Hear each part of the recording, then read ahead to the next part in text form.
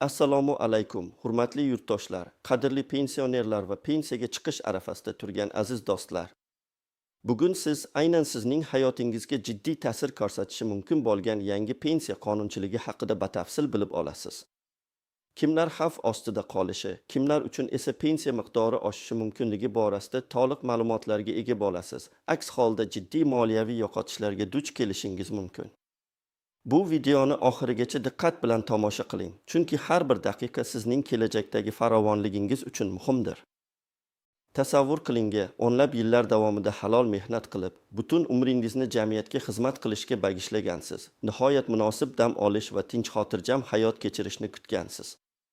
Ammo birdaniga qonundagi kichik bir o'zgarish tufayli siz kutgan pensiya miqdori kutilmaganda kamayib ketishi yoki umuman boshqa ko'rinish olishi mumkin. Bu shunchaki og'riqli holat emas. Bu ko'p yillik fidokorona mehnatingizga nisbatan adolatsizlikdek tuyulishi mumkin. Har bir insonning munosib qariyalik davri bo'lishi shart, lekin amaldagi qonunchilikdagi ba'zi tafsilotlarni bilmaslik sizni bu huquqdan mahrum qilishi mumkin. Bu bugungi kunda ko'pchilikni tashvishga solayotgan eng dolzarb masalalardan biridir va biz ushbu videoda aynan shu murakkabliklarni birma-bir ochib beramiz. Sizlardan ko'pchiligingiz qahraton sovuqda ham, jazirama issiqda ham dalada, zavodda, maktabda, shifoxonada, qurilish maydonlarida ter to'kib mehnat qilgansiz. Siz vatan taraqqiyoti uchun umringizni bag'ishlagansiz. Sizning bolaligingiz Ikkinchi jahon urushidan keyingi og'ir yillarga to'g'ri kelganini, non yo'qchiligida ham tik turib ishlaganingizni, qiyinchiliklarga qaramay mamlakatimizni oyoqqa turgizishga o'z hissangizni qo'shganingizni bilaman. Sizning har biringizning ortingizda nafaqat shaxsiy hikoya, balki butun bir avlodning fidokorona mehnati turibdi. Afsuski, bugun esa ba'zida bizning jamiyatda qariyalarning nima keragi bor, ular allaqachon o'z ishini qilib bo'lgan degan achchiq gaplarni eshitib qolamiz. Bunday gaplarni eshitganda sizning ko'nglingizga nima keladi? Siz shu holatda qanday yo'l tutgansiz? O'z tajribangizni biz bilan o'rtoqlasha olasizmi? Necha yillik stajingiz bor va eng og'ir paytlarda qanday qilib hayotda tirik qolgansiz? Sizning qancha vaqt davomida halol mehnat qilganingizni, qancha og'ir kunlarni bosib o'tganingizni bilish biz uchun juda muhim. Sizning hikoyalaringiz yosh avlodga saboq bo'lishi, o'tmishning qadrini anglatishi mumkin. Biz har biringizning qimmatli fikringizni bilishni istaymiz. Iltimos, hoziroq sharflarda yozib qoldiring. Biz bu muhokamaga birgalikda yechim topishimiz kerak. Pensiya qonunchiligidagi o'zgarishlar doimiy ravishda sodir bo'ladi va bu sizning moddiy ahvolingizga bevosita ta'sir qiladi. Ko'pincha yangiliklar e'lon qilinganda ularni tushunish va to'g'ri talqin qilish murakkab vazifa bo'lib qoladi. Shu sababli bunday muhim ma'lumotlarni o'tkazib yubormaslik, huquqlaringizni himoya qilish va doimo xabardor bo'lish uchun kanalimizga obuna bo'lishni unutmang. Bu sizning manfaatlaringiz uchun eng to'g'ri va eng oqilona qadam bo'ladi. Birgina bosish orqali siz o'zingizni ko'plab muammolardan himoya qilishingiz mumkin. Bundan tashqari bizning videolarimizda siz uchun foydali bo'lgan boshqa huquqiy maslahatlarni ham topishingiz mumkin. Oldinlari, ya'ni yaqin 60 da pensiya tizimi nisbatan sodda edi. Asosiy e'tibor ish stajiga va oxirgi 5 yildagi ish haqi miqdoriga qaratilar edi. Ko'p hollarda odamlar 20 yoki 25 yillik ish stajiga ega bo'lgandan so'ng pensiyaga chiqish uchun zarur bo'lgan hujjatlarni to'plashda katta qiyinchiliklarga duch kelishmasdi. Ish joylarida kadrlar bo'limlari hujjatlarni to'g'ri rasmiylashtirishga, mehnat daftarchalarini to'ldirishga jiddiy e'tibor berishgan. Har bir yozuv muhim ahamiyatga ega edi. Agar biron bir hujjatda xatolik bo'lsa, uni tuzatish uchun ham maxsus tartiblar mavjud edi va bu jarayonlar ko'pincha qisqa muddat ichida hal etilardi. Pensiya hisoblash formulasi nisbatan barqaror edi va ko'pchilik o'z pensiyasining taxminiy miqdorini oldindan bilardi. Bu esa aholi orasida ishonch va barqarorlik hissini uyg'otar edi. Hozirgi kunda esa vaziyat biroz o'zgardi. Pensiya qonunchiligi modernizatsiya qilindi. Unga ko'plab yangiliklar kiritildi.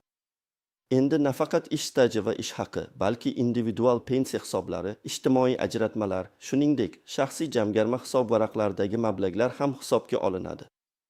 Davlat pensiya ta'minotining asosiy maqsadi aholining munosib qariyalik davrini ta'minlash bo'lib qolmoqda, ammo bunga erishish yo'llari murakkablashdi.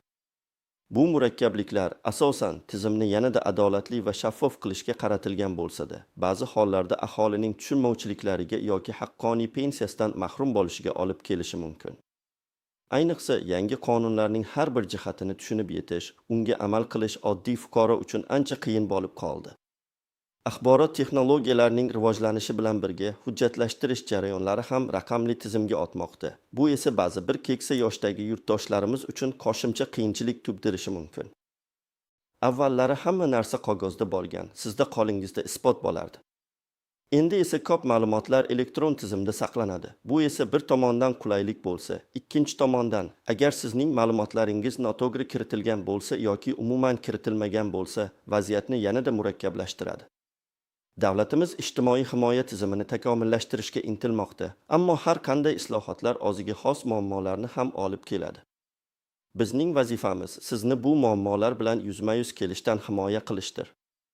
Endi esa eng muhim qismga o'tamiz. Qaysi kategoriyadagi pensionerlar xavf ostida qolishi mumkin va kimlar uchun pensiya oshishi kutilmoqda? Avvalo, xavf ostida qolishi mumkin bo'lganlar toifasiga to'xtalsak. Birinchi navbatda ish staji hujjatlari to'liq bo'lmagan yoki unda xatoliklar mavjud bo'lgan shaxslar. Masalan, mehnat daftarchasida yozuvlar tartibsiz, muhrlar aniq emas yoki yozuvlarda o'chirilgan joylar mavjud bo'lsa, bu sizning ish stajingizni tasdiqlashda jiddiy muammolarni keltirib chiqarishi mumkin. Ba'zi eski korxonalar yopilib ketganligi sababli arxiv hujjatlarni topish qiyinlashadi. Bu esa pensiya miqdoriga salbiy ta'sir qiladi. Ikkinchi, norasmiy ishlagan yoki ish beruvchi tomonidan ijtimoiy ajratmalar to'lanmagan davrlar. Afsuski, ko'plab odamlar yillar davomida rasmiylashtirilmasdan ishlashga majbur bo'lganlar. Yoki ish beruvchi soliq va ijtimoiy badallarni o'z vaqtida yoki to'liq to'lamagan holatlar ham yo'q emas. Bu davrlar sizning pensiya stajingizga kiritilmaydi. Natijada pensiya miqdori kutilganidan ancha kamayishi mumkin. Uchinchi, pensiya qonunchiligidagi yangiliklardan bexabar bo'lganlar. Qonunlarni bilmaslik javobgarlikdan ozod qilmaydi degan prinsip bor. Agar siz yangi qoidalar, o'zgarishlar va talablar haqida bilmasangiz, o'z huquqlaringizni to'liq himoya qila olmaysiz. Bu esa sizning moliyaviy barqarorligingizga putur yetkazishi mumkin. Masalan, elektron mehnat daftarchalari tizimiga o'tish, unda ma'lumotlarning qanday aks ettirilishi, yangi hisoblash mexanizmlari kabi ma'lumotlar juda muhimdir. To'rtinchi, yashash joyi yoki familiyasi o'zgargan, lekin bu haqida tegishli organlarga xabar bermagan shaxslar. Bu holatda sizning ma'lumotlaringiz pensiya jamg'armasi bazasida yangilanmagan bo'lishi va hujjatlarni qayta rasmiylashtirishda muammolar paydo bo'lishi mumkin. Ba'zan hatto ism-familiyada bir harfning farqi ham jiddiy muammolarga olib kelishi mumkin. Endi esa kimlarga pensiya oshishi mumkinligiga to'xtalsak. Birinchi, barcha hujjatlari tartibda bo'lgan va ish staji to'liq rasmiylashtirilgan shaxslar. Agar sizning mehnat daftarchangizga barcha yozuvlar to'g'ri kiritilgan bo'lsa, arxiv hujjatlaringiz joyida bo'lsa va ish beruvchi tomonidan ijtimoiy ajratmalar muntazam to'langan bo'lsa, sizning pensiyangiz kutilganidan ham yuqori bo'lishi mumkin. Bu holatda tizim sizning mehnat faoliyatingizni to'liq tan oladi. Ikkinchi, yuqori rasmiy ish haqi olgan va uzoq muddat ishlagan shaxslar. Pensiya miqdori ko'pincha sizning olgan ish haqingizga bog'liq bo'ladi.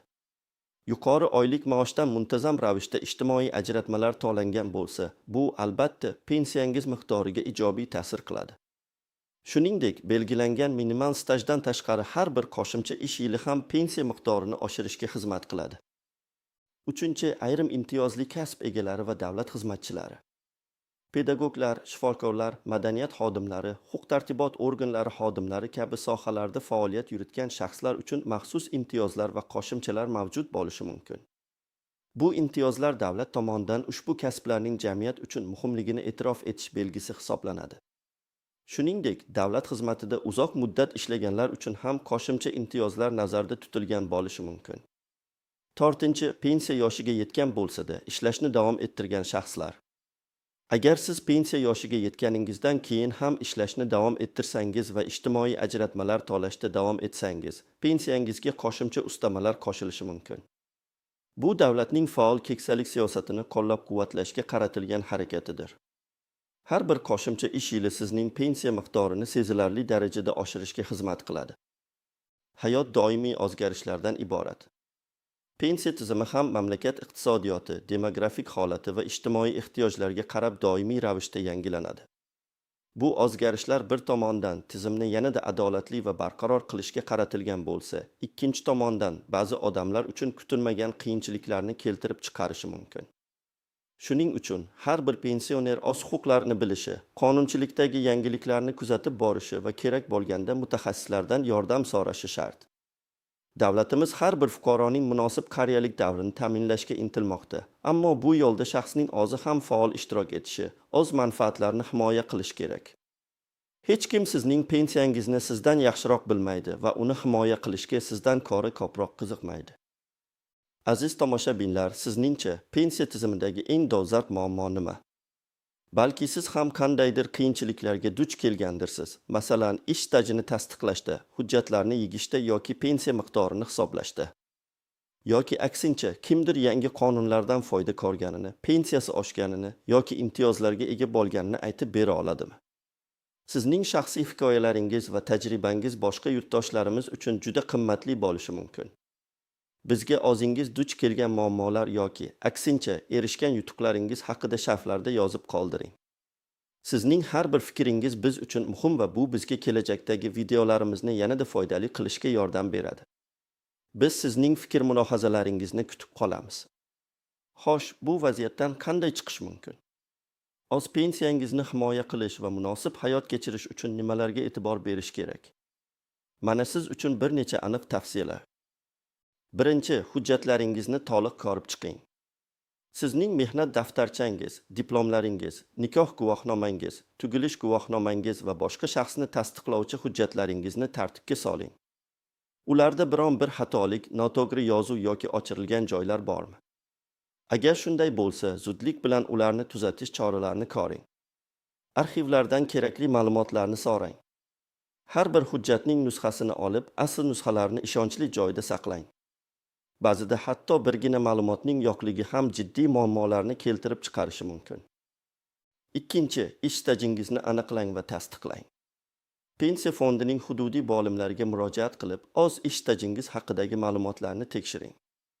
Elektron mehnat daftarchangizdagi ma'lumotlar bilan qog'ozdagi mehnat daftarchangizdagi ma'lumotlar bir xilmi? Agar nomuvofiqliklar bo'lsa, ularni bartaraf etish uchun darhol choralar ko'ring. Agar biron bir davr tasdiqlanmagan bo'lsa, guvohlar orqali yoki arxiv ma'lumotlari asosida uni tasdiqlashga harakat qiling. Uchinchi, pensiya fondi bilan muntazam bog'laning.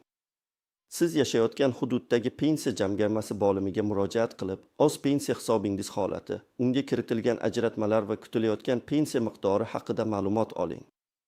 Har qanday shubhali holatda izoh talab qiling. Ularning mutaxassislari sizga kerakli maslahatlarni berishi va mavjud muammolarni hal qilishda yordam berishi kerak.